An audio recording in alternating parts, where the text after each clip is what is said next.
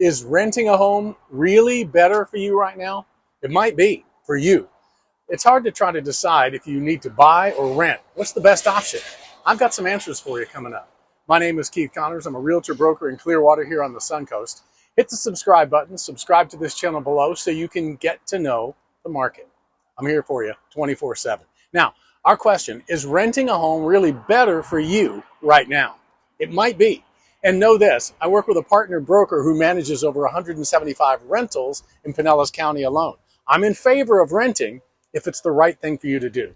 I know you may be hearing it's more affordable to rent, but that's going to vary by area. And right now, rents in Pinellas County have doubled in some cases and gone even higher in pockets, especially on or near the beaches. Renting is expensive. The only way to find out really what's right for you is by talking to someone like me. I want to focus on your goals, your timetable, and your budget. Those three things alone will tell you if you should rent or maybe consider buying in today's market. I can tell you about the local market, where prices are going, and what programs are out there to help you with upfront costs of buying. There are a lot of programs. I know it may seem like renting is the better choice for some right now, but let's crunch the numbers together. Your options may surprise you.